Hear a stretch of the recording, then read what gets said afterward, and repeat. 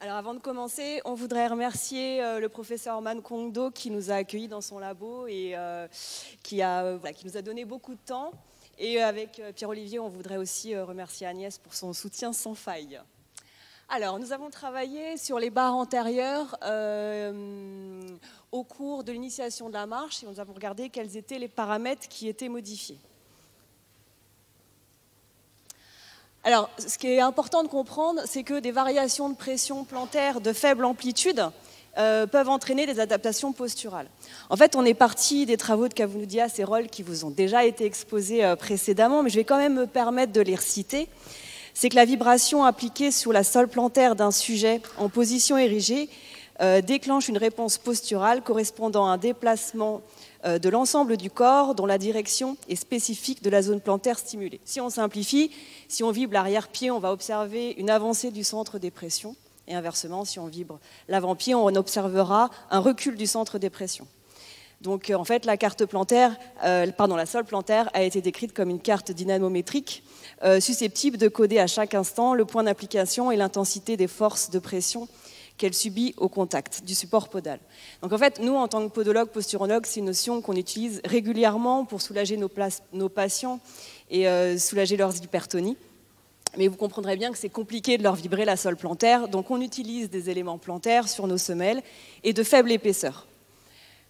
En parallèle, alors Marc vient de nous faire un bon rappel de ce qui se fait sur les semelles et sur l'effet des éléments plantaires. Et nous, ce qui nous a intéressés, et on est parti de ce travail-là, c'est qu'une barre antérieure, et de façon spécifique de 3 mm, reculait le centre des pressions. Et donc son travail corroborait bien ce qu'avait vu l'équipe de Roll à Marseille. Alors on sait qu'il y a une étroite interaction entre la posture et le mouvement. Donc nous sommes intéressés à ce qu'était l'initiation de la marche et on s'est dit dans quel cas les paramètres de l'initiation de la marche variaient. Alors en fait, on a trouvé que les paramètres variaient soit en modifiant la base posturale et en fait, on demandait au sujet d'initier la marche sur la pointe des pieds, soit en modifiant les entrées sensorielles, en réalisant une anesthésie plantaire par le froid, ou soit en fait en modifiant la posture elle-même et en demandant au sujet d'incliner de façon volontaire le tronc. Mais vous comprenez bien que ce sont des modifications sensorielles et proprioceptives qui sont majeures. Et on l'a vu précédemment, de faibles variations des pressions plantaires peuvent entraîner des adaptations posturales. Donc nous, notre idée, c'était de savoir est-ce que ces mêmes variations de faible amplitude étaient aussi susceptibles de générer des variations sur le mouvement. Alors l'objet de cette étude est d'examiner si une modification de la répartition des pressions plantaires tout en gardant la même base posturale peut affecter les paramètres de l'initiation de la marche, ceci en interposant un élément de faible épaisseur sous l'avant-pied. Et ce matin, Monsieur Holman, vous nous avez dit que ça avait été compliqué pour vous d'aborder la notion de pied au laboratoire. Et ça nous parle bien parce que nous, arrivés dans un laboratoire de biomécanique avec nos tout petits éléments plantaires, je vous promets que ça a suscité des discussions qui ont été parfois très enflammées.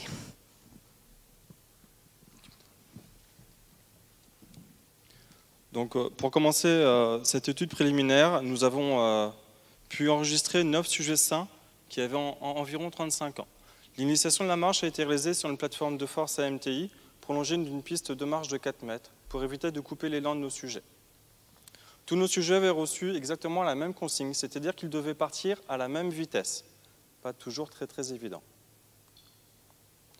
La modification de la répartition des pressions a été obtenue par l'ajout d'éléments antérieurs qui ont déjà été décrites aujourd'hui, les barres antérieures.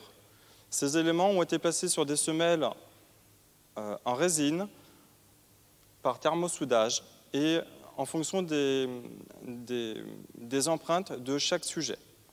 Nous avons mis nous-mêmes dans les chaussures les semelles pour éviter que l'apparence des semelles puisse influencer nos résultats.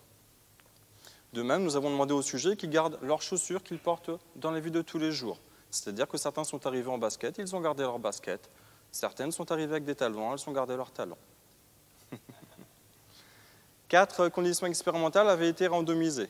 Une première condition pied-chaussée, une condition pied-chaussée avec des barres de 1 mm, une condition pied-chaussée avec barre de 3 mm, et enfin pied-chaussée avec des barres de 6 mm. Évidemment, on a choisi ces hauteurs-là par rapport aux travaux qui avaient déjà été faits, notamment les travaux de Marc Janin. Nos sujets étaient tous équipés d'EMG de surface comme MetaWave, qui nous ont permis de mesurer l'activité des Soleus de façon bilatérale. Chaque condition a donné lieu à environ 10, pas du tout environ, a donné lieu à 10 passages successifs. Alors, quelques petits rappels sur ce qu'est l'initiation de la marche, parce que ce n'est pas forcément quelque chose que, en tant que posturon, on connaît bien. Alors, l'initiation de la marche, en fait, qu'est-ce que c'est? C'est une période qui est transitoire entre la phase posturale et ce qu'on appelle la marche stationnaire. Elle est composée de deux parties, une phase des ajustements posturaux anticipateurs, suivie d'une phase d'exécution du premier pas. Donc en fait, c'est un temps très très court, je vous dis, entre le moment où on est debout et au moment où on aura atteint une vitesse de marche stationnaire. Pour la première phase, c'est la phase des APA, donc ou ajustements posturaux anticipateurs. Alors, elle est caractérisée par quoi? Par une désactivation des soleus et une activation des tibialis, et ce de façon bilatérale. Et en fait, cette modification d'organisation de contraction musculaire permet un recul du centre des pressions et conjointement une avancée du centre de gravité. Donc ça crée un couple de déséquilibre qui va permettre de générer les forces de propulsion. En fait, tout simplement, pour initier le pas, on tombe vers l'avant. Alors, on va rester dans cette étude, dans nos explications, dans un plan plutôt sagittal. La deuxième phase, c'est la phase d'exécution du premier pas. Elle est comprise entre le foot-off, c'est-à-dire en fait le lever du pied du membre oscillant, et le foot contact, c'est-à-dire le poser du talon du membre oscillant. Et c'est une phase pendulaire et balistique. Alors, ce graphique, juste pour qu'on puisse vous présenter les variables que nous sommes allés regarder. Tout d'abord, ici, c'est le T0, qui est déterminé par le début du recul du centre des pressions. On a également le foot-off, je vous l'ai dit, le lever du pied oscillant. Et entre le T0 et le two-off, c'est la phase des ajustements posturaux anticipateurs. Ici, on a le foot contact, le posé du talon du membre oscillant. Donc on est allé regarder le moment, le temps, le TFO, le moment du foot-off, et le moment, le TFC, le moment du foot contact. Alors, on est également allé regarder la vitesse dans le plan sagittal du centre de gravité et on est allé la regarder au moment du foot-off et au moment du foot contact. Nous sommes également allés voir ce qui se passait sur l'axe vertical. Donc, quel est au niveau de la vitesse du centre de gravité sur l'axe vertical? On voit que pendant la phase d'exécution du premier pas, elle atteint un minimum. C'est-à-dire que c'est la vitesse de chute du centre de gravité qui atteint un minimum. Et vous voyez qu'en valeur absolue, la courbe change, c'est-à-dire que ça remonte jusqu'au moment du VZFC. Et ça signe un freinage.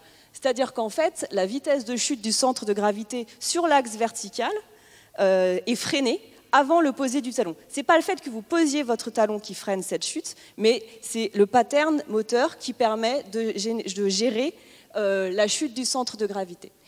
Donc en fait, pour nous, le freinage va être caractérisé par la différence entre le VZFC et le VZM. Nous sommes également allés regarder au cours des APA le recul maximum du centre des pressions au niveau EMG. Alors au niveau EMG, on a étudié l'activité du solaire du pied d'appui pendant la phase d'exécution du premier pas. Et on a également regardé l'activité des solaires, alors de façon bilatérale, mais à un moment assez particulier. C'est-à-dire qu'en fait, on a regardé l'activité du solaire entre le déclenchement de l'enregistrement que l'on a réalisé et le top donné au sujet pour initier le pas vers l'avant.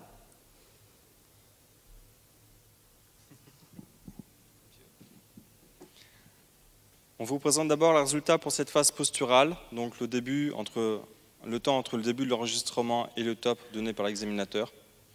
On peut voir sur les résultats ici qu'on a, avec la barre de 3, une diminution de l'activité des soleus, et cela de façon bilatérale, comparé à la condition pied chaussé, aussi bien pour le futur pied d'appui que pour le futur pied oscillant. Les résultats à la phase des ajustements posturaux anticipateurs au niveau temporel. Quelle que soit la hauteur des barres qui ont été utilisées, nous avons toujours eu un rallongement du temps avant le décollement des pieds. Les sujets, équipés de barres antérieures, quelles que soient les hauteurs, décollent plus tard leurs pieds. Au niveau des résultats des ajustements posturaux anticipateurs de la vitesse, nous avions demandé au sujet qu'il démarre toujours à la même vitesse. Eh bien, c'est ce que nous retrouvons déjà au foot-off, déjà au décollement du pied. Déjà au décollement du pied, les sujets montrent tous une même vitesse. Et au niveau spatial, avec les barres, quelle que soit leur hauteur, nous avons une diminution du recul du centre de pression. Ce même recul de centre de pression qui est censé nous donner la capacité de démarrer le mouvement. Dans la discussion de cette phase posturale et de cette phase des ajustements posturaux anticipateurs, on a donc une diminution de l'activité des soleus de façon bilatérale avec les barres de 3 mm. Et à la phase des ajustements posturaux anticipateurs, nous avons un recul du centre de pression. Ce recul du centre de pression nous suggère que le sujet se redresse. Cela est en accord avec la littérature récente et peut-être même avec les travaux que vous présenteront les gens de Valenciennes demain. Sébastien Le Teneur vous présentera un papier, j'espère qu'on sera en adéquation. Quoi qu'il en soit, la diminution du recul du centre de pression engendre une diminution du couple de déséquilibre. Mais les sujets, dès qu'ils ont des barres antérieures sous les pieds, augmentent leur temps avant le décollage du pied, et ainsi arrivent avec une vitesse identique au foot-off. Il semble donc qu'il y ait une compensation de la diminution du couple de déséquilibre par une augmentation du temps de la chute vers l'avant. Alors, pour la phase d'exécution du premier pas, au niveau temporel, là, les choses vont changer un petit peu. C'est-à-dire que vous voyez qu'en fait, lorsqu'on compare toujours à la condition pied-chaussée, il va y avoir une augmentation du temps au foot contact, que ce soit pour la barre de 6 et pour la barre de 1. Donc ça veut dire que le temps est rallongé du moment du posé du talon. Par contre, pour la barre de 3, vous voyez, il n'y a aucune variation significative versus pied-chaussée. Alors, comme vient de vous le dire Pierre-Olivier, la vitesse dans le plan antéro-postérieur, il n'y a pas de variation significative, mais c'est une condition qu'on avait donnée au sujet. On leur avait demandé de toujours marcher à la même vitesse. Alors, qu'en est-il de l'activité du soleus du pied d'appui pendant la phase d'exécution du premier pas? Alors, si on compare toujours à la condition pied-chaussée qui est celle-ci, on remarque qu'il n'y a que la barre de 3 qui diminue de façon significative l'activité du soleus du pied d'appui. Et maintenant, dans l'axe vertical, que se passe-t-il? Donc on a, je vous l'ai dit, regardé la vitesse de chute maximum du centre de gravité sur l'axe vertical. Et on remarque également, vous voyez qu'il y a la barre de 3 qui a une différence significative avec la condition pied-chaussée. Et on trouve un VZM beaucoup plus important dans cette condition-là. Donc ça veut dire que la vitesse de chute est plus importante, la vitesse de chute maximum est le plus importante avec la barre de 3 versus la condition pied-chaussée. Alors le freinage, je vous rappelle, c'est la différence entre la vitesse sur l'axe vertical au foot contact moins le VZM.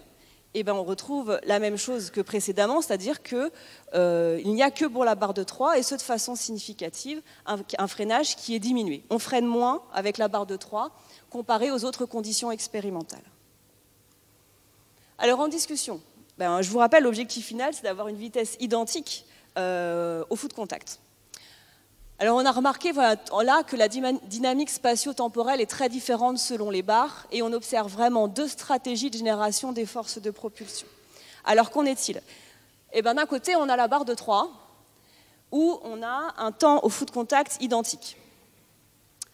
Par contre, là on l'a dit, la vitesse de chute est augmentée, on a donc moins d'activité antigravitaire, on a une activité du soleus du pied d'appui diminuée et un freinage diminué également. Donc en fait, la vitesse de chute est transformée en vitesse antéro-postérieure, puisque je vous le rappelle, il faut qu'on ait la même vitesse au foot contact, et nos résultats vont dans le même sens que ceux des travaux d'Onen. Alors qu'en est-il pour la barre de 1 et 6? Là c'est quasiment comparable à la phase des APA. C'est que pour ces deux hauteurs-là, le temps du foot contact est augmenté. Mais pour la barre de 1 et 6, si on se replace dans l'axe vertical, on chute à la même vitesse, mais plus longtemps pour obtenir, je vous dis, la même vitesse au moment du foot contact. En conclusion, l'effet des barres antérieures sur les paramètres de l'initiation de la marche n'est pas linéaire. Et nos résultats mettent en avant deux stratégies en fonction de la hauteur des barres. D'abord la barre de 1 et 6 qui affecte le caractère temporel de l'initiation de la marche, alors que la barre de 3 va affecter les caractères spatio-temporels de l'initiation de la marche. Et on vous remercie pour votre attention.